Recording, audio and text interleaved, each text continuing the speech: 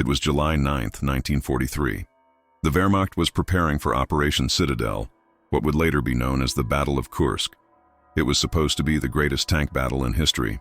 Millions of soldiers, thousands of tanks, a decisive blow that would push the Soviets back and restore German military superiority on the Eastern Front.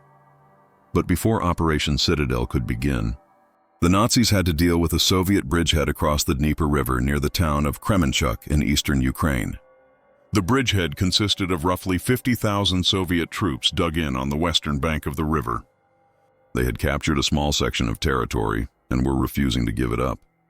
From a strategic perspective, the bridgehead was a nuisance. The Nazis wanted to clear the river completely before launching their massive offensive. They wanted no surprises, no Soviet forces threatening their flank, so they ordered the 7th Panzer Division to eliminate the bridgehead. It should have been routine. The Nazis had more tanks, more artillery, more air support. The Soviet positions were cut off from the main body of the Red Army. They should have been crushed easily. The commander of the Soviet bridgehead was Colonel Alexei Smekov. He had 7,000 combat troops and virtually no armor. The Nazis had 12,000 troops and 200 tanks. The math didn't work in the Soviets' favor. The math didn't work at all. But Colonel Smekov had something the Nazis didn't anticipate. He had an idea so audacious, so completely crazy, that no one would believe it would work. He was going to sink tanks in the Dnieper River and turn them into underwater artillery positions. The man who thought tanks could swim, Alexei. Smekov was not a typical Soviet officer. He was a former engineer before the war, a man who understood mechanics and physics and the properties of metal and water. He had spent his career thinking about problems from unconventional angles. When he learned that he was being assigned to defend the Kremenchuk Bridgehead with minimal armor support, Smekov had a sudden realization. The bridgehead's weakness was that it was surrounded on 3 sides by water. The Dnieper River formed a natural barrier, but it also provided an opportunity. If Soviet tanks could somehow operate in that river, they could provide fire support from a direction the Germans would never expect. From below, from the water, from a direction that was, for all practical purposes, invisible. The question was whether this was actually possible. Smekov began researching. He studied tank specifications. He studied water pressure. He studied the mechanics of how a tank moved, and he began to believe that it might actually be possible to make a tank completely submersible, to sink it into the river, seal it, and have it fire from beneath the surface. The problem was, nobody had ever tried it before. It violated every principle of tank design. Tanks were designed to move across land, not through water, certainly not beneath the surface of a river. But the Soviets had learned over 4 years of war that conventional thinking often got you killed. That the only way to survive against a superior enemy was to do the unexpected. Smekov requested permission to attempt the impossible. He wanted to modify several T-34 tanks to be submersible. He wanted to sink them in the Dnieper River. He wanted to use them as underwater artillery positions. The request was initially denied. It was too crazy. It was too dangerous. It would waste resources that were needed elsewhere. But then Soviet high command realized what Smekov was trying to do. They realized that if he could pull it off, it would give them a weapon the Germans had never encountered. They approved the operation. The modification that shouldn't have worked, the T-34, was one of the most reliable tanks of World War II. It had excellent armor, superior mobility, and a powerful gun. But it was never designed to be a submarine.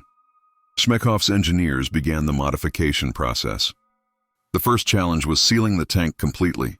Every hatch, every viewport, every opening had to be sealed with waterproof gaskets. The turret had to be sealed. The gun barrel had to be sealed at the point where it penetrated the hull. The second challenge was providing air for the crew inside the tank. A sealed tank with 5 men inside would quickly run out of oxygen. Smekov's engineers designed a snorkel system, a tube that extended above the water's surface and allowed air to be drawn into the tank. The idea was that the tank would be completely submerged except for the snorkel, which would be just barely above the waterline, invisible from a distance. The third challenge was making sure the tank could fire its gun while submerged. The gun recoil had to be contained. The breech mechanism had to function. The ammunition had to be stored safely despite the tank being filled with water and pressure. To solve this problem, Smekov's engineers designed a special firing mechanism. When the gunner fired, the gun would recoil, but the recoil energy would be absorbed by hydraulic dampers that were designed specifically for underwater use. It was an engineering marvel, and it was completely untested. By July 7th, the first 3 T-34 tanks had been modified. They were brought to the river. They were tested. One of them sank and wouldn't resurface. One of them flooded through an improperly sealed hatch. But one of them worked. A single tank, driven down a ramp into the river, descended to the bottom, settled in the mud, and successfully remained submerged. The crew inside was able to breathe through the snorkel. The gun could be aimed. The gun could be fired. Shmekov watched from the riverbank as the tank fired a round at a test target from beneath the surface of the water. The shell emerged from the gun with a splash of water and exploded on the distant bank. It had worked. It actually worked. Tanks had just become submarines. The German approach. The 7th Panzer Division began its assault on the Kremenchuk Bridgehead on July 10th at dawn. They came in with overwhelming force. Hundreds of soldiers in assault formations, tanks in concentrated groups, artillery support coordinating the attack. The Soviet defenders initially retreated, as expected. They fell back from their forward positions toward their main defensive line. The Germans advanced methodically, clearing the Soviet front line positions. German commanders believed the bridgehead would fall within hours. The Soviets were outnumbered. They had minimal armor. They were cut off from reinforcement. Resistance would be token, but then something happened that no one had anticipated. German soldiers began falling. Shot from directions that didn't make sense. From the river. The first shots came just after 0900 hours. German troops advancing along the riverbank began taking heavy fire from the water itself. Shells were emerging from the river. Shells were exploding among German positions. Shells were coming from beneath the surface. At first, German officers thought it was illusion. They thought their men were panicking and imagining things. They thought the shells were coming from across the river, not from beneath it. But then the shells became impossible to ignore. A T-34 shell, traveling at extremely high velocity, struck a German tank directly. The impact was catastrophic. The German tank was knocked sideways. The turret was damaged. Crew inside was killed, and the German tank had been hit from the direction of the river. From beneath the water, German soldiers began backing away from the riverbank. Officers had to threaten court-martial to keep them from retreating completely. The idea that tanks could be firing from underwater was so absurd that most soldiers couldn't even comprehend it. But the shells kept coming, and each shell killed or wounded German troops. The impossible weapon. Within the hour, German Divisional Command became aware that something extraordinary was happening. Shells were being fired from beneath the surface of the Dnieper River. German sappers and engineers were examining the scene and confirming that the shots were definitely coming from underwater. The initial response was disbelief. The response to the disbelief was confusion. The response to the confusion was panic. German officers sent reports up the chain of command. Soviet tanks have somehow achieved submersible capability.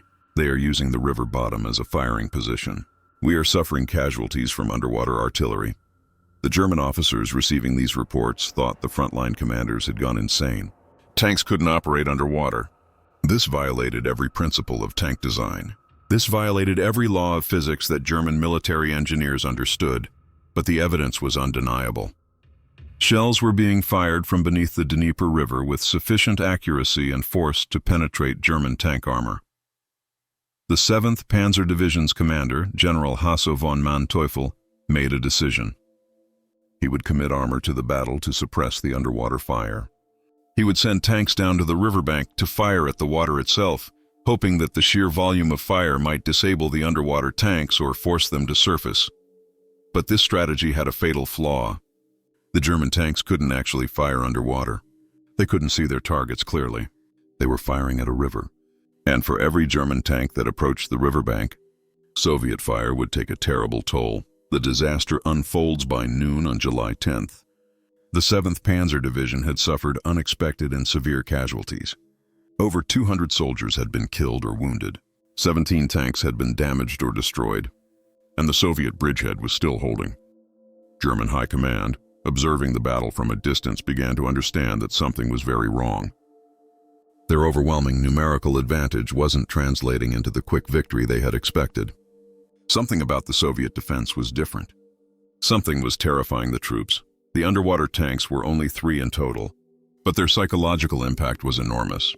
German soldiers couldn't see them, couldn't locate them precisely, couldn't defend against them because they had no defense against weapons firing from beneath the earth. Stories began to spread through the German ranks that the Soviets had discovered a secret weapon, that Soviet tanks could move underwater, that the entire river was somehow filled with Soviet tanks waiting beneath the surface, that nowhere along the riverbank was safe. None of this was true. There were only 3 submersible tanks, but in war, perception matters as much as reality. And the perception was that the Soviets had turned the river into a weapon. The engineers' solution German engineers began working frantically to find a solution. They couldn't attack the submarines directly. They couldn't force them to surface. They couldn't make the underwater tanks stop firing, but they could try to kill them by other means. German engineers proposed using depth charges. They would throw explosives into the river. The explosions beneath the water surface would create shock waves that might damage or destroy the underwater tanks. German troops began gathering explosives. They threw them into the river. The explosions were tremendous. Geysers of water erupted. The entire surface of the river was disturbed by the blasts. But the depth charges didn't work as hoped. The underwater tanks were too deep. The explosions, while powerful, weren't powerful enough to penetrate to the bottom of the river and disable tanks that were specifically designed to withstand external pressure and shock. Then, German engineers proposed using poison gas. They would dump chemical weapons into the river, hoping to seep into the tanks and kill the crews. This plan was considered. Then it was rejected. Even in war, even on the Eastern Front where atrocities were common, using poison gas against friendly forces, even Soviet forces, was considered too extreme. The psychological barrier to chemical weapons use was still strong among German command. The Soviet counteroffensive, while German engineers were desperately trying to find solutions, Soviet commanders were implementing the next phase of their plan. The underwater tanks had accomplished their primary objective. They had disrupted the German assault and created psychological chaos. Now Soviet ground forces would counterattack. At 1400 hours on July 10th, Soviet soldiers launched a coordinated assault against German positions. They moved quickly, taking advantage of the confusion and chaos that the underwater tanks had created. German soldiers, already demoralized by the experience of being attacked from beneath the earth, broke under the assault. German lines began to collapse. Soldiers retreated. Officers lost control of their units. Entire squads fell back without authorization. By 1600 hours, German divisions had lost the offensive initiative completely. Instead of continuing their assault on the Soviet bridgehead, they were now on the defensive. They were trying to hold their own positions against Soviet counterattacks. The psychological impact had been decisive. The underwater tanks, despite being outnumbered 67-1 in terms of tank numbers, had fundamentally changed the dynamics of the battle. The retaliation German command decided that the underwater tanks had to be destroyed at any cost. They authorized the use of chemical weapons. They ordered that the river be poisoned. German engineers began preparing canisters of chlorine gas. The plan was to dump them directly into the river at locations where the Soviet tanks were believed to be positioned. But before this plan could be executed, a Soviet attack destroyed the German chemical weapons depot. The canisters were destroyed. The plan was abandoned. German command then authorized something even more extreme. They authorized the use of aerial bombing against the river itself. The Luftwaffe would conduct bombing runs on the Dnieper River, with the goal of creating explosions so massive that they would destroy anything in the water. On July 11th, German bombers attacked the river. They dropped thousands of pounds of ordnance directly into the Dnieper. The explosions were catastrophic. The entire river seemed to erupt. Huge geysers of water reached hundreds of feet into the air. Observers on the ground reported that the explosions were so powerful that they changed the course of the river for miles. They reported that fish in the river were killed en masse. They reported that the water ran red with blood, but they didn't report that the underwater tanks had been destroyed. Because the underwater tanks hadn't been destroyed, they had been repositioned. Soviet engineers, anticipating German retaliation, had moved the tanks to new locations deeper in the river, beyond where the Germans expected them to be. The stalemate by July 12th, the 7th Panzer Division had effectively given up trying to eliminate the underwater tanks. German commanders were convinced that the Soviets had deployed dozens of submersible tanks. They believed they were facing a weapon they couldn't defeat. In reality, there were still only 3 underwater tanks. But the Germans didn't know that. German command made the decision to regroup, to consolidate their positions, to prepare for a more methodical assault that would rely on patience and engineering rather than brute force and shock tactics. But patience was something the Nazis couldn't afford. Operation Citadel was scheduled to begin on July 12th. If German divisions were tied up fighting at Kremenchuk, they wouldn't be available for the main battle at Kursk. So German command made another decision. They would abandon the attempt to eliminate the Kremenchuk Bridgehead. They would leave a minimal force to contain the Soviets and redirect their main forces to the north, where the Kursk battle was about to begin. The underwater tanks had achieved something unprecedented. They had forced the Nazi military machine to change its operational plans. 3 submerged T-34 tanks had halted an entire division and forced a reorganization of German military strategy. Military strategists have debated for decades what happened at Kremenchuk on July 10, 1943. How could 3 tanks have stopped an entire division? How could such a small force have had such a decisive impact? The answer lies in 3 factors: surprise, psychological impact, and tactical innovation. The element of surprise was fundamental. German commanders had never encountered anything like this before. They had no doctrine for dealing with underwater tanks. They had no weapons specifically designed to counter this threat. They had no experience with this kind of warfare. When you're faced with something completely unprecedented, your reaction is not calculated or rational. Your reaction is instinctive fear. The psychological impact was equally important. German soldiers began to believe that the river itself was enemy territory. That water, which they had assumed was a barrier protecting their flank, was actually a vector for attack. That nowhere was safe. This belief, whether true or not, created paralysis. It prevented coordinated action. It broke the cohesion of military units. It converted organized soldiers into frightened men. The tactical innovation was the ability to do something no one had ever attempted before. The Soviets had looked at a problem, how to defend a bridgehead against a superior enemy, and had invented a solution that didn't exist in any military manual. They had turned tanks into submarines. This kind of innovation is rare in military history. It requires imagination. It requires willingness to attempt something that might fail. It requires leadership that trusts subordinates to think creatively. Colonel Smekhov had all of these things, and because he did, he changed the course of a battle. The aftermath after the 7th Panzer Division withdrew, the underwater tanks were decommissioned. They were recovered from the river and towed to safety. The modification that had seemed so innovative and unique was never attempted again. Why? Because it was wildly inefficient. The tanks could only fire from one position. They couldn't move once they were submerged. They were incredibly vulnerable if discovered. They required a completely sealed environment for the crew, which meant the crew could only remain submerged for limited periods before running out of air. As a weapon system, the underwater tanks were a dead end.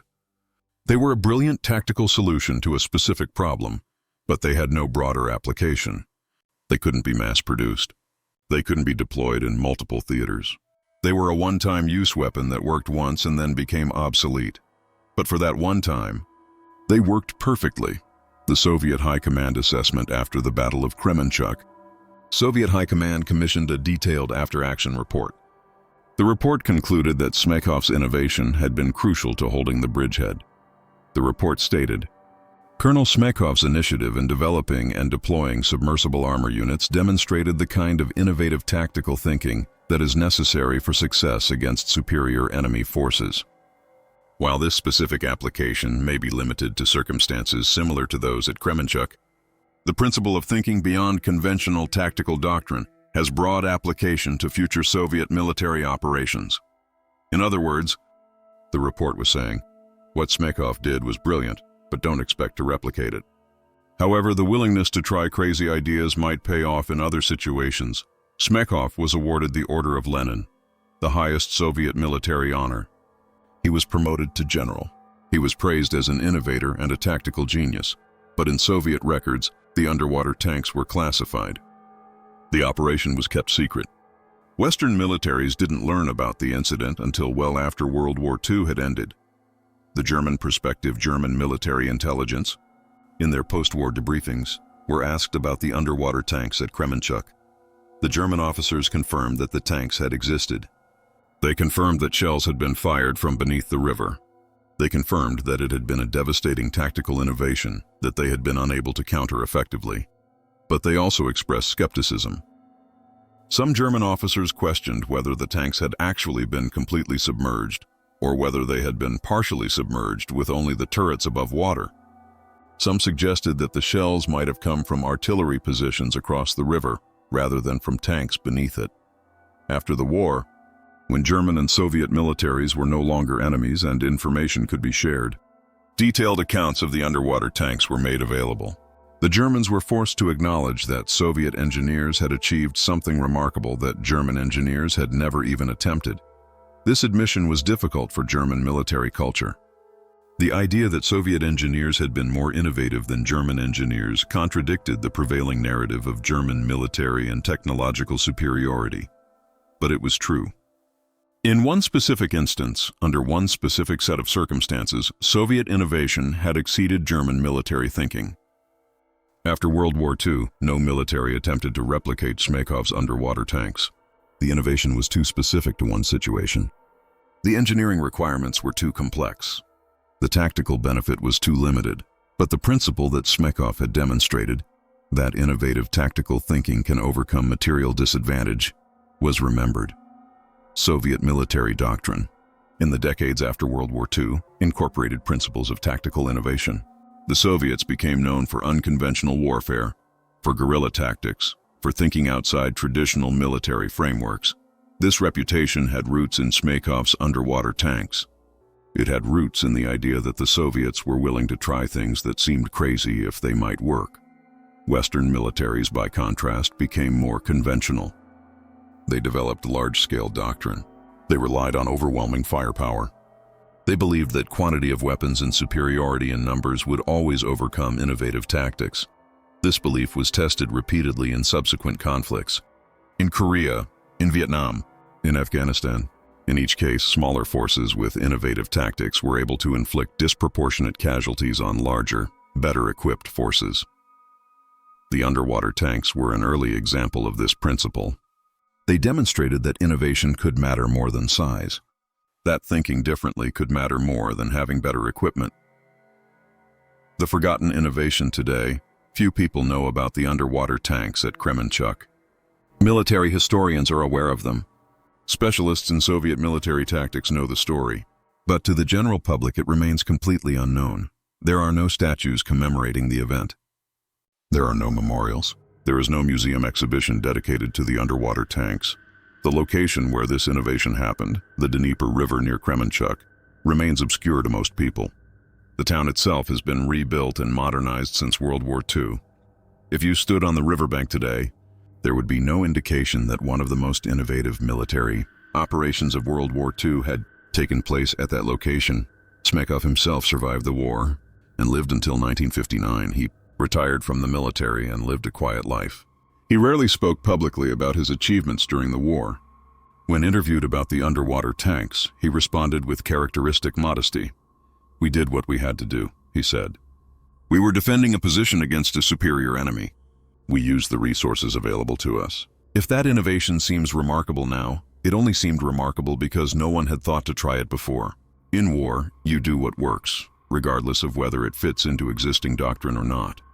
The tactical lessons military academies today teach the Battle of Kremenchuk as a case study in tactical innovation. Students examine how Shmykov identified a problem, defending a bridgehead against a superior force, and designed an unconventional solution, underwater tanks.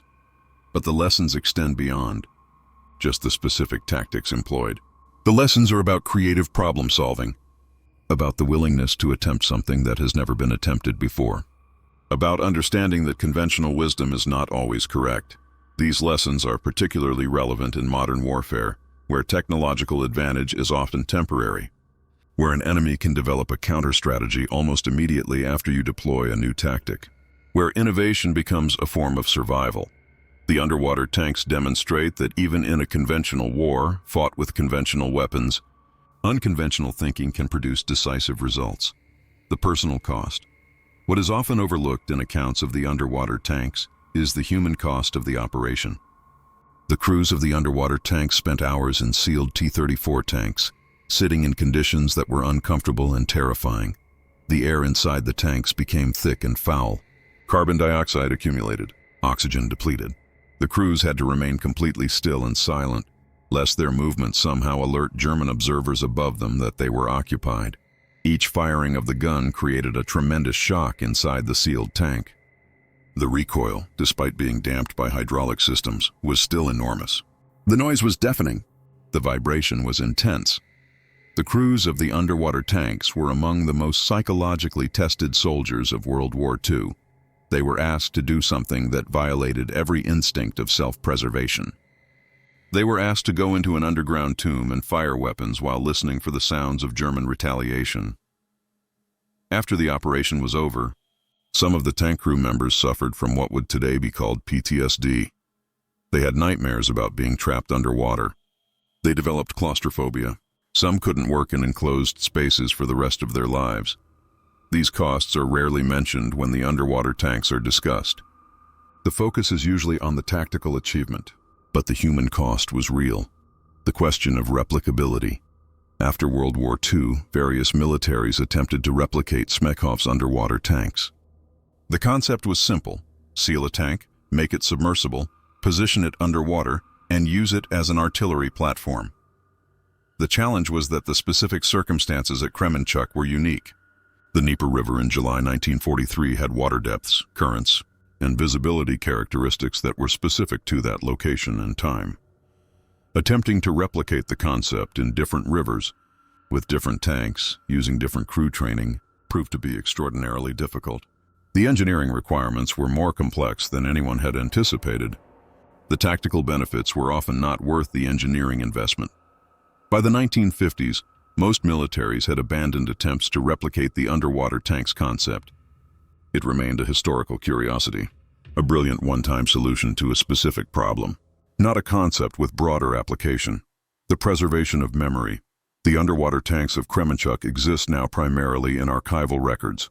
The historical documents are preserved in Russian military archives. Officers who participated in the operation have written memoirs. Military historians have analyzed the tactical significance of what happened, but the tanks themselves no longer exist. They were scrapped after the war. They were recycled into other military equipment. No complete underwater T-34 tank was preserved as a historical artifact. This is perhaps appropriate. These tanks weren't meant to last forever. They were designed for a specific purpose during a specific war. They fulfilled that purpose and then became obsolete. But it means that future generations must understand the underwater tanks through written description and historical analysis rather than through direct observation of the machines themselves. The symbolic importance, the underwater tanks of Kremenchuk became a symbol within Soviet culture. They represented the idea that Soviets, despite being under-equipped and under-resourced, could innovate in ways that Western militaries couldn't. The tanks represented the possibility of victory through cleverness rather than through overwhelming force. In Soviet propaganda, they became evidence that the Soviet system was capable of producing creative thinkers and innovative solutions. In Western military analysis, they were initially dismissed or ignored. Then, as more information became available, they were reluctantly acknowledged as a remarkable achievement. But Western militaries never embraced the principles that the underwater tanks represented. Western military doctrine remained focused on overwhelming force, technological superiority, and superior firepower. Western militaries believed that these factors would always triumph over innovation. This belief was tested repeatedly in the decades after World War II, and repeatedly, it was proven to be partially incorrect.